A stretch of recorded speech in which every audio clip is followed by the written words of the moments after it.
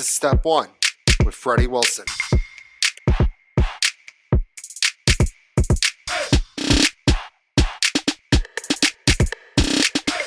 Welcome to another episode of Step 1. I'm Freddie Wilson. We have a great show for you today. But fortunately, we don't have a guest this week. That is because this past weekend, I had the incredible opportunity to attend the Heisman Trophy ceremony and gala, which was such a cool experience, by the way. I first want to thank all the people who helped make this experience possible. If they are listening this week, they know who they are, and I'm so very grateful that I was invited for a once-in-a-lifetime opportunity. So at the Heisman ceremony gala, I got to meet a bunch of people who I never thought I would meet. And yes, I did meet Tim Tebow.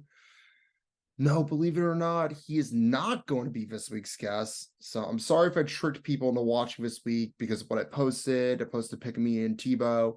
But let me just say, Tim Tebow is one of the most genuine and nicest man I've ever met. Like, the guy just has a way of making everyone feel like they are the most important person when he meets them. Just, we're a pro Tim Tebow podcast. I also met a bunch of other guys over the weekend. I don't need to list everyone off, but I will give you the highlights. Did get to meet Bo Nix and Heisman Trophy winner Jayden Daniels. Who would have thought the two dudes that beat the Ducks in the 29 football season would be at the Heisman Trophy ceremony 4 years later, and one of them was going to be playing for Oregon, and the other one was going to win the Heisman. I also met Coach Dan Lanning, who was very nice. Great to meet him. Again, really cool weekend, but let's get to the actual show. So as we say every week, okay, let's ride. All right, let's start basketball. The Lakers are hanging up yet another banner because they won the highly coveted in-season tournament. For all the kids out there that argue that LeBron is better than Jordan because LeBron James won the inaugural in-season tournament, it's a lame argument because as of now, the in-season tournament doesn't mean much. The players just get a little bit of cash, so they just burn all because they're in Vegas. Also, it didn't exist when Jordan played, so there's no comparison, different eras. Honestly, the Lakers shouldn't be hanging up more banners in the Crypto.com arena because they removed the banner for Taylor Swift when she set a record for the most sold-out shows in the arena. For the record, the removal of that banner had nothing to do with the Lakers. Apparently, fans of the LA Kings complained that it jinxed them from winning the Stanley Cup because they won 2 out of 3 years. But once the Taylor Swift banner came up, all of a sudden they stopped winning and became a really bad team. I guess we have to say it, but this show is now an anti-LA Kings podcast. They did us dirty like that. Taylor had a banner in the Crypto.com arena and they took it down. Low class. In other basketball news, it's the season of losing streaks where we have the Detroit Pistons who have lost 20 in a row and the San Antonio Spurs have lost 17 in a row. Meanwhile, a team that's usually pretty bad is now in second place in the East. That's right, the Orlando Magic are actually a good team so far this season. I know it's still early and a lot can happen, but it's fun to see the Magic play well. Also, it looks like Draymond's going to get suspended again. They got to suspend this guy. If he's getting multi-long game suspensions during the season, they just got to suspend him, for a good while. It's getting out of hand. He really needs to, think long and hard about his behavior, because at this point, it's ridiculous. In college basketball, nothing too crazy that happened this week. Gonzaga lost to unranked Washington, and now Gonzaga has to play UConn on Friday, which is definitely a game I'm looking forward to. For college football, in addition to Jayden Daniels winning the Heisman, we do have some more salty Florida State fans taking action. The Attorney General of Florida, Ashley Moody, who is a University of Florida alum, by the way, is decided to use her power to launch an antitrust investigation to College Football Playoff Committee because they didn't put Florida State in the playoff. Again, I agree. Florida State got screwed. There's not a doubt about that. But I think this is a bit much. I'm not saying I wouldn't go to great lengths for my sport teams. I very much would, and also have. So in 2016, I got a little upset and wrote a lengthy post on Facebook about my anger toward the Presidential Debate Commission for scheduling a presidential debate during a Packers game. Yeah, it made no sense. I'm still mad about it. I just want to say that I know there's only been one election since, but none of the debates in 2020 were scheduled during a football game. So maybe I helped make this change. You never know. Maybe someone of a debate commission saw my post. It got a lot of likes back in 2016, and maybe they're like, you know what? We shouldn't do that. There are other days of the week we can have debates. But again, I think this is overkill with them trying to investigate the playoff committee. And I don't want to get political, but this is political theater. I don't think the Attorney General of Florida actually really cares that FSU got snubbed. Again, she's a Gators fan. So, like, I don't think she cares. I think she's just doing this because it looks cool. I don't think it's going to get anything done. I don't think, like, they're going to get any sort of restitution. Like, what sort of restitution can you get out of this? Again, appreciate the idea, but at the end of the day, the playoff games are going to happen on January 1st, and Alabama's going to be playing Michigan, and that's not going to change.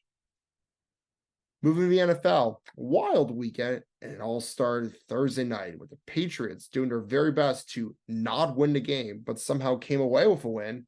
They didn't score in the second half. They tried to go offsides during a punt, but the refs called it a false start for some reason. I guess the Steelers just wanted to lose more. Moving into Sunday, the Jets got a huge win against Texans, and for once, Zach Wilson actually looks like a competent quarterback. The Bengals keep finding ways to win games without Joe Burrow, as Jake Browning had 3 total touchdowns in a win against the Colts. I know I went off on Jake Browning on the show, mainly because he's a Washington Husky. We hate the Washington Huskies. We're a Ducks podcast, but it kills me to say this. He might actually be a solid quarterback. Not a great quarterback, but a solid quarterback. Speaking of solid quarterbacks, Joe Flacco leads the Browns to a big win over the Jaguars, and Justin Fields gets a big win against the Lions. Lions are starting to falter a little bit. I still think they're a good team. Hate to say that, but they are. But they need to play better defense to be a real contender. In the afternoon, there were some more wild games. The Vikings found a way to eventually put points on the board and beat the Raiders 3-0. Broncos continue to stay hot, beat the Chargers, and now Justin Herbert is done for the season, which sucks because we're a pro Justin Herbert podcast. We love Justin Herbert, of course. He's a Duck. Why wouldn't we love Justin Herbert? Obviously, when you talk about the Bills Chiefs, the Chiefs pull off a lateral play to get a touchdown, only for it to be called back because of an offensive offside on Kadarius Toney. Again, questionable call at best, and bad calls or missed calls are just not going the Chiefs' way right now. The ref should have blown the play down, in my opinion, if he was offside, but I'm not sure what the rule is because it's not a call we see a whole lot. It's more of a recent development of an emphasis like, hey, we're going to call offensive offside. Again, he was barely offside. It was a great play, but it is what it is. I know Patrick Mahomes got a little salty, rightfully so. I understand he's not perfect, but tough way to lose the game. I know they had they could have had opportunities to win it after, but tough way to lose. Moving into Sunday night, the Eagles might be in trouble because they just lost a second game in a row, and now the Cowboys are actually a very good team, which is just so annoying right now. But hopefully, we get to see him lose in the first round. Wouldn't that be nice? But again, Eagles just got demolished by Cowboys. And good win for the Cowboys, I guess. Hate to see the Cowboys win. On Monday night, we had 2 games. I can't say I watched the Dolphins Titans because since I was already in New York, I can now say it. I extended my trip. I went to the game at MetLife. It was me and a bunch of people all actually been on the show. So we had Jacob Feldstein, Simon Gelbart, Jeremy Spire, Matthew Horowitz. The gang went to MetLife. First time at MetLife, very cold. And we decided to tailgate, which was questionable given how cold it was. But hey, good beer. Also, good Italian sandwiches, like really good Italian sandwiches from a New Jersey Italian deli, which was fitting because we're watching Tommy DeVito play. I was bummed the Packers didn't win, but if the Packers are going to lose, I'm happy losing to my main man, Tommy DeVito. He's an absolute stud. He's just so stereotypically Italian. His agent is the perfect person to represent Tommy DeVito. He's got the hat on. He's kissing Tommy DeVito's dad when Tommy DeVito scores. He looks like a mafia lawyer whose side hustle is representing Tommy DeVito. Also, after Tommy DeVito did his run on the field, they started playing the Sopranos theme song, which was just such a perfect song for him to walk up to. Like, name a better song for him to walk up to. You can't. The Sopranos theme song is the only answer. Again, sucks the Packers loss, but I saw a legendary performance from a guy who still lives with his parents in New Jersey, and he eats chicken cutlets that his mom makes him. I did hear about the overnight game. I heard it was good. I didn't watch it, but I heard the Dolphins blew a 2-touchdown lead in less than 3 minutes.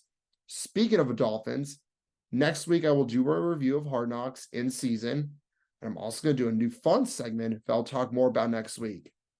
Now, since we didn't do an interview this week, let's just jump right into our NFL preview. All right, we start Thursday night with a game that, in theory, could have been fun, but it's probably going to be lame. We have the Chargers versus Raiders, 2 backup quarterbacks duking it out in primetime.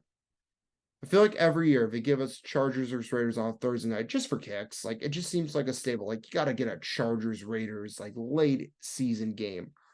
It's usually not that great, but maybe it'll be fun. You never know. Now that it's mid-December, we have NFL games on Saturday. There are 3 games on Saturday. We'll see if the Bengals can keep finding ways to win games with Jake Browning at the helm as they take on a struggling Vikings team. It is a bummer that Josh Dobbs isn't playing well anymore. I think Josh Dobbs is just one of those guys who only plays well when he doesn't know the playbook. But once he knows the playbook, it just seems like he can't play as well because we expect more out of him now. But the Passtronaut was an era to be alive, and hopefully we can see it again one day. The Steelers look to see if they can actually play offense against the Colts. And the big one on Saturday is Broncos versus Lions. Broncos are playing very well, and this is a big game to determine just how good the Broncos actually are. I'm going to say it. If the Broncos win this game, I will no longer think of them as a terrible team that's getting lucky. I'll consider them a very good team that can make a playoff run. Again, I know I ripped on the Broncos on this podcast.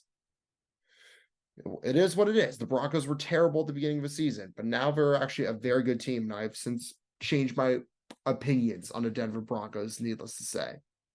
Moving into Sunday, not a lot of great slots in the morning games. Hopefully the Packers will bounce back and beat the Buccaneers. We'll see if Zach Wilson can back up last week's performance against the Dolphins. I personally don't think he will. That game last week was a fluke, but I would love to be surprised. In the afternoon games, we have the Cowboys versus Bills. This should be a fun game. 2 fun teams with high-powered offenses. I'm excited to see how Josh Allen does against a tough Dallas defense. Moving to Sunday night, we have a fun one. Ravens versus Jaguars. This is a game with a lot of implications for the AFC in terms of who gets the number 1 seed. It's not just about like what happens to the Ravens versus Jaguars. This could affect a lot of other teams, especially if the Ravens win or even if they lose as well. This could really set a course for a lot of different playoff scenarios. Jaguars are a fun team to watch, and I'm excited to see how they play against a very good Ravens team.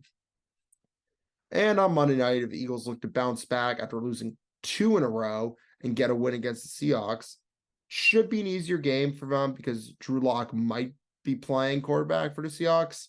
However, Eagles were to lose, then I think if you're an Eagles fan, you should be very worried because this is a team with Super Bowl aspirations. You can't be losing 3 games in a row. So that's our show for this week. I know it was a little shorter than usual. We didn't do an interview.